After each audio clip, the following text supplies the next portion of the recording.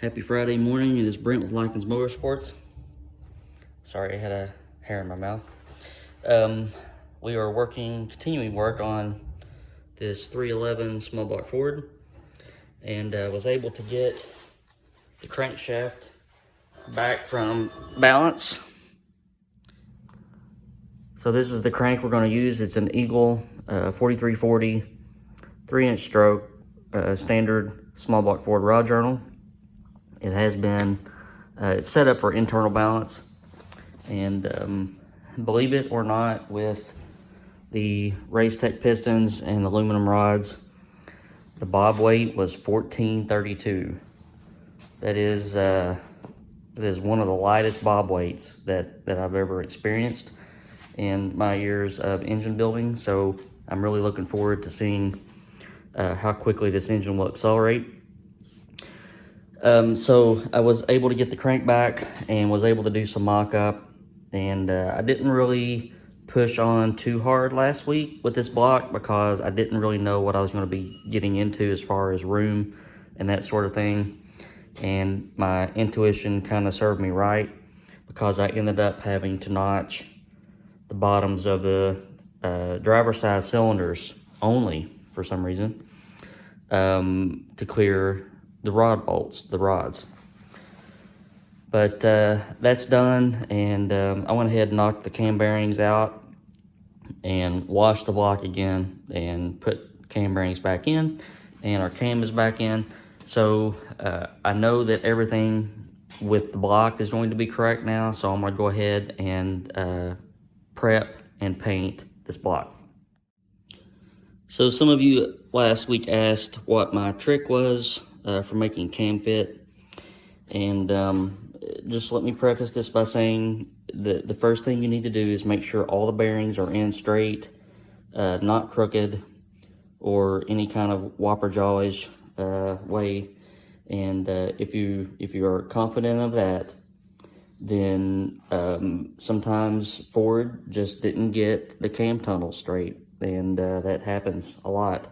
So I have a junk cam for every Ford engine family, and I take a grinder or a Dremel with a cutoff wheel, and I cut these slanted marks on the journals.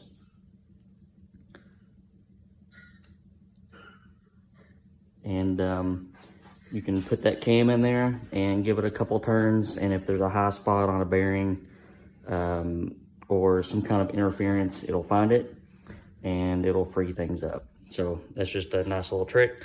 I also have those for, also have lifters set up that way, because there are some times when there's a burr in a lifter bore or something like that, and you don't really catch it until after everything's prepped, and you just give it a little spin and you're freed up.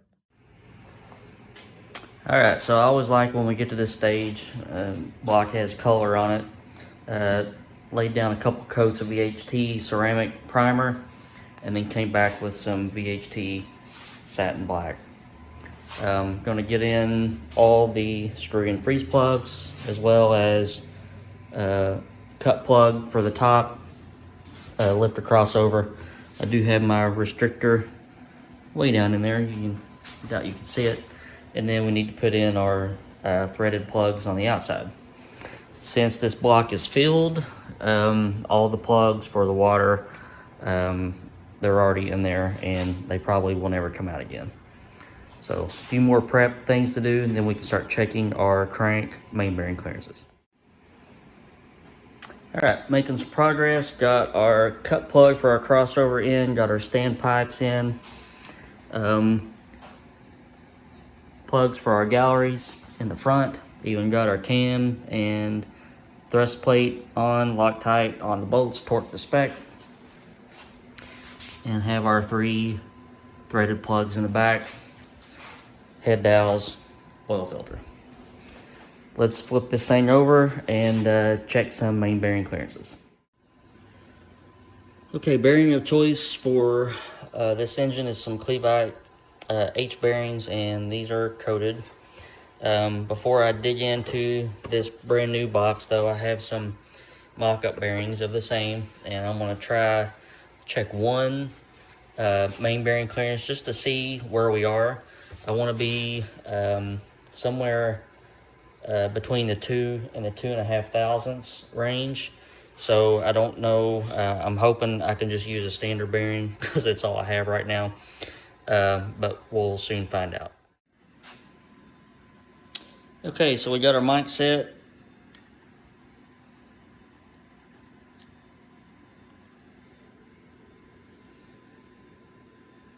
We have 1.5 thou.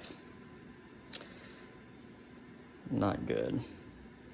Walk it over to the other side. It's pretty concentric, but it's still tight. So I've got some Federal Mogul X bearings here. They're not coated, but I'm going to check and see what they come up with as clearance. If they come up, then since this one's for me, I may just be tempted to go ahead and put them in instead of spending another $100 on a set of bearings. Let's see what they check at. All right, so here's the Federal Mogul bearings. They are not coated. What do you think we're going to get here? We are going to get 3. I cannot win for losing today. So let me see what else I got on my shelf.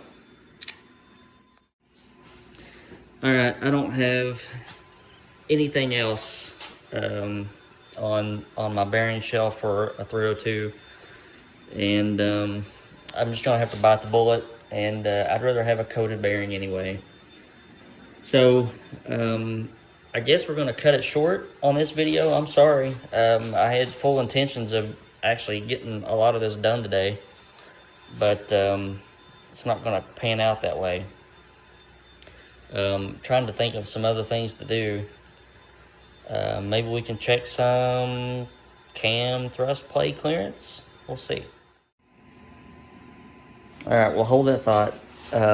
Warehouse in Michigan has a set of the X Cleveback coated bearings in stock. I will have them here tomorrow, and we'll get everything. Well, we'll at least get the crank in tomorrow. I do not have doweled rod bearings, so I'm gonna have to drill some. Doweled bearings are non-existent anywhere or everywhere, and we're just gonna have to make our own. So we'll at least get the crank in tomorrow, get the timing set on, and I can degree the camshaft, check piston valve clearance, and get a lot of that done. All right, it is a day later, and FedEx just arrived with some X bearings. I made quick work of checking clearances. I'm at 2 thousandths and 4 tenths, 0024. So we are good to go. I'm gonna get the rest of these 4 checked, and hopefully everything will be good to go, and we'll get this crank set in. All right, so we got that finished. Ended up 0024 on the front, 0024, 0022 on the thrust cap, but I had to mix a 1/2 inch. I'm sorry, that'd been pretty bad. 1/2 bearing shell with an X and 1/2 with a standard to get that. Sometimes tolerances just stack up against you, and you got to do that. It's pretty normal. 2.2 on number 4 and 2.2 on number 5. So going to get all these caps broken down and then lube our bearings up. Yeah, before I say anything more, let's get to that point. All right, so before we get our cap laid in, or our crank laid in, want to lube up main bearings. Some of y'all have asked what assembly lube I use. I use pretty much a little bit of everything. Assembly lube is just made to protect the engine while you're in just a short assembly process. Once you get to a point where you can prime the oil pump, then you have oil pressure, and all that assembly lube goes away anyway. So I use pretty much just whatever I have on hand. This is 50 weight oil, pretty viscous, pretty thick. Will protect the crankshaft and everything while we are checking clearances and doing that sort of thing.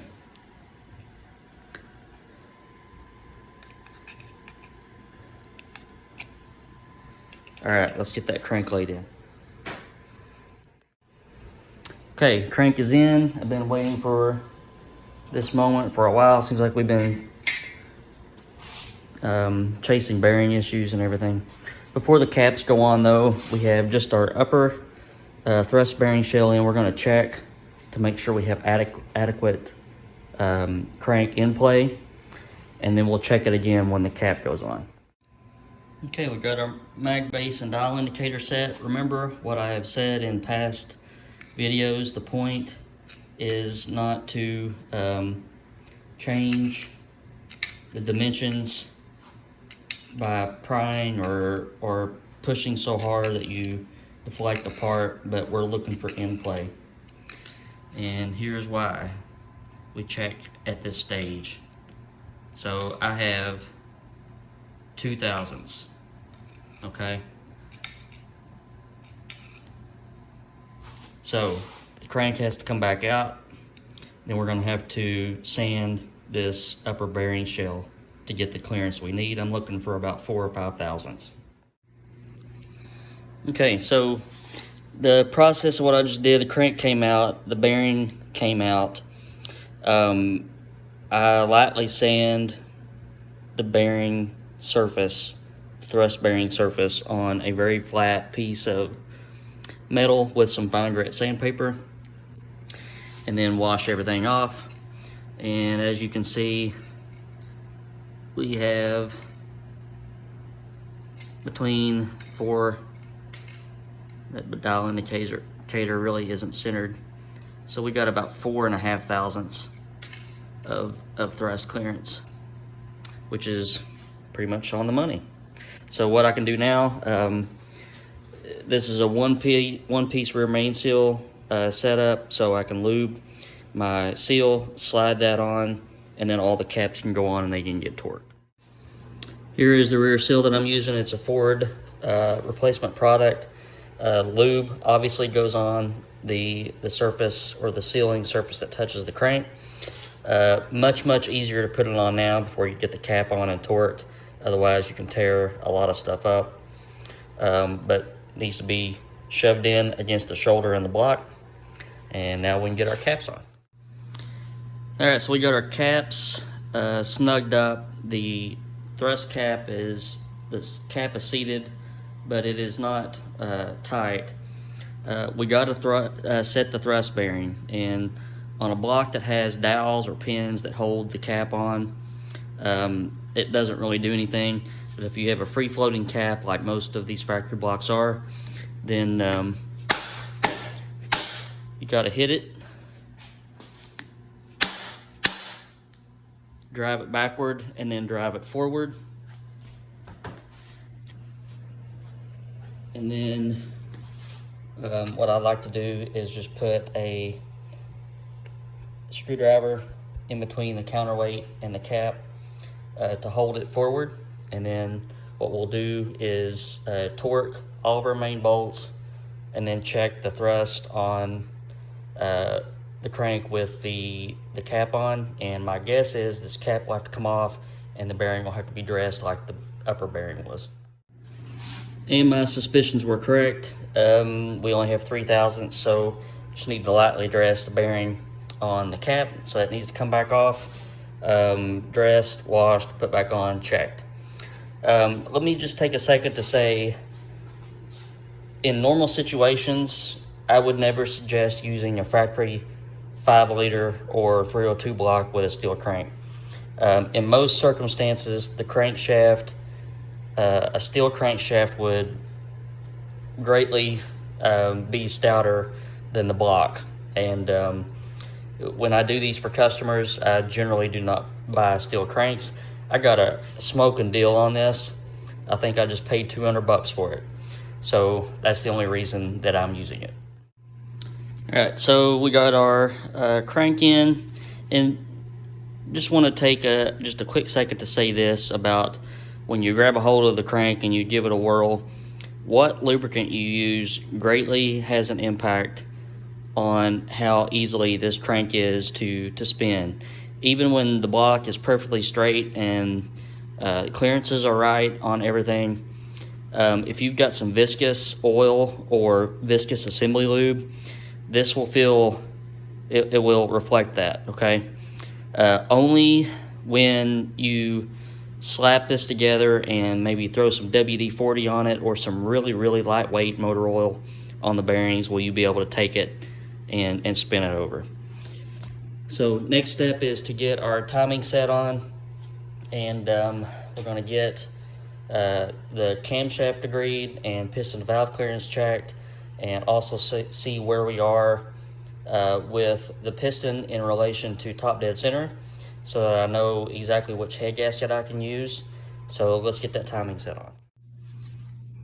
I'm using a Coy's billet timing set to go with our steel camshaft and steel thrust plate.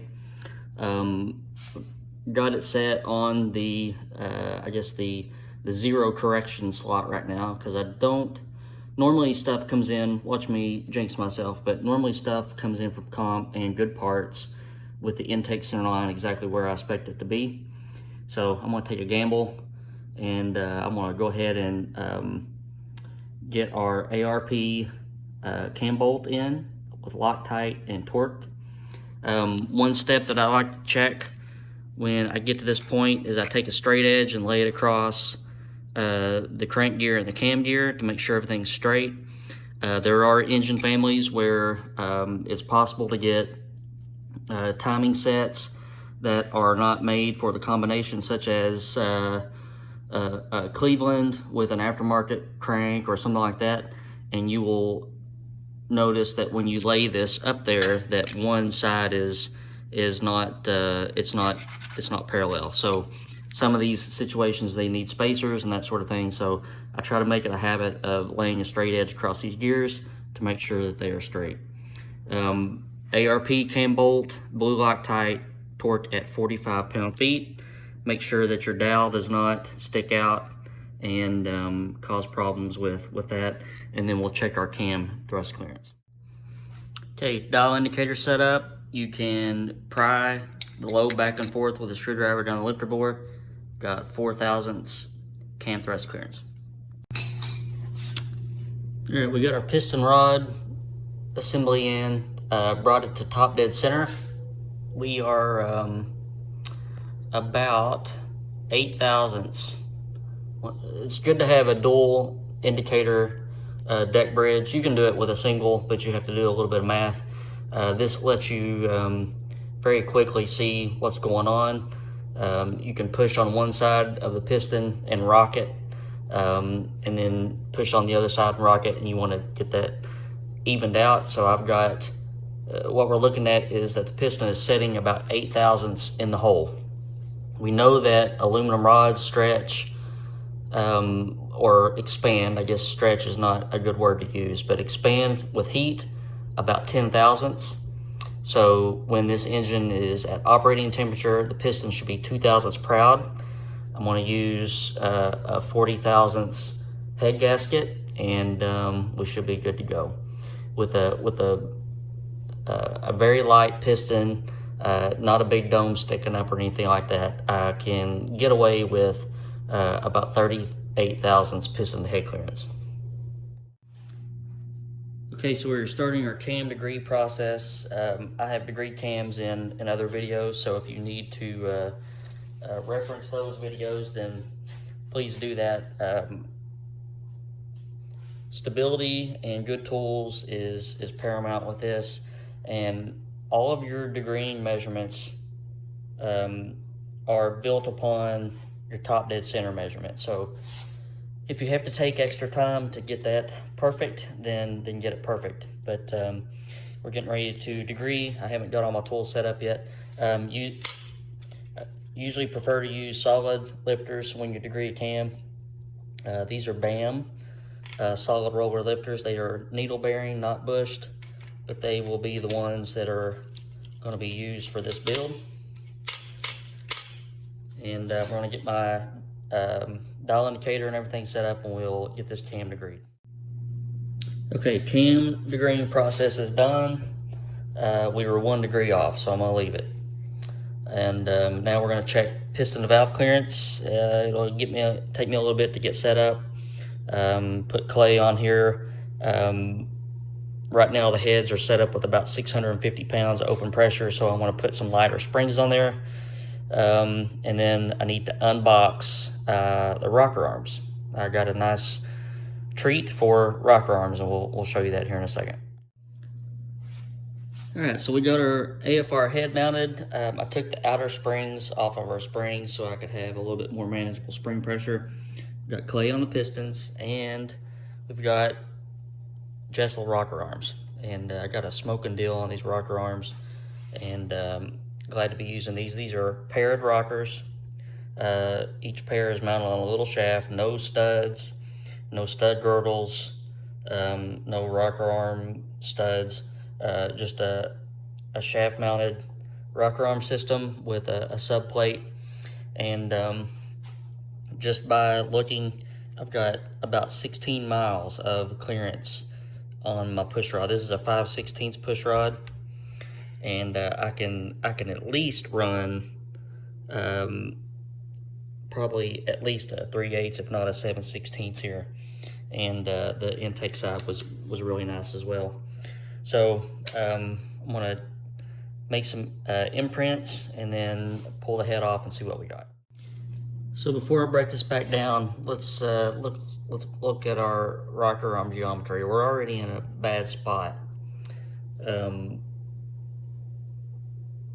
Rocker arm needs to be tilted a little bit further back, and that's reflected by the pattern that we're getting. Just a fat pattern towards the exhaust side of the stem. You can see this one too. We're gonna need to cut these stands down to make everything right. But I am excited because we have plenty of push rod clearance, and I was kind of concerned about that. The intake push rod kind of hugs the wall of the tube a little bit, so we'll probably stick with a 3/8 on this one. Most likely go with a 7/16 on this one, but just so far pretty pleased with the Jessel system. And I've used this similar rocker arm system on some big block Ford, really high-end stuff like 1,400 pounds of spring pressure, and they hold their lash and they do really well. So there's no use in me checking how much lift we're getting at the valve until I get the geometry corrected, because I know we're scrubbing off lift. But I'm going to get these stands cut down.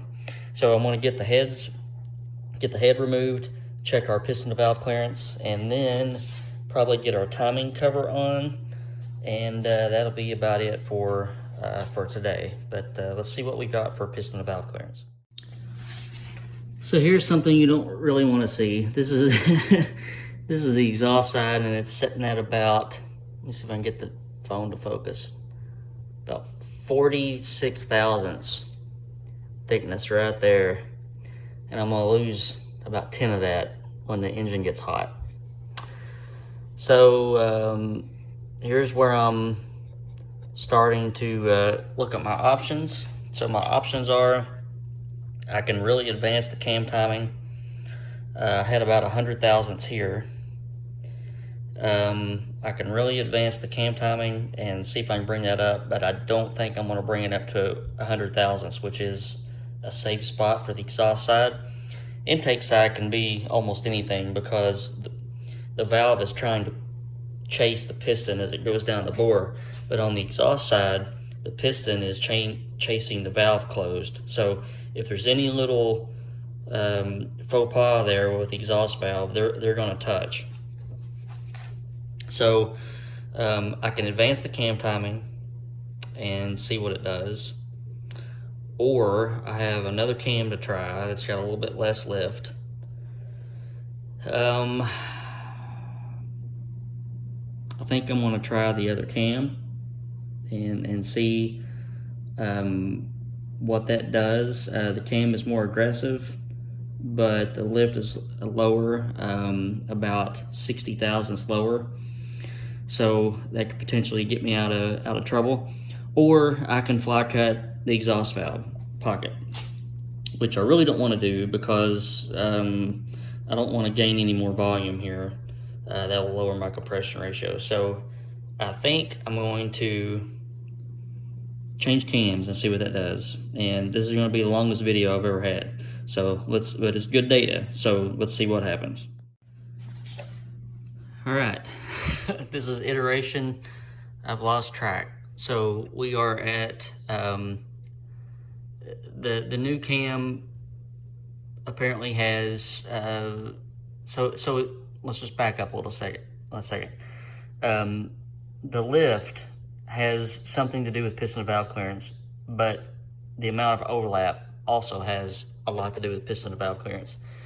So this is I didn't show you the last time, but I swapped cams. It came in, I degraded it, it came in on a 107 intake center line, and I had pretty much 10 or 20 thousandths. I mean, just very, very small amount of piston and valve clearance. So I thought, okay, I'm just going to advance the poop out of this cam and see what that does for me.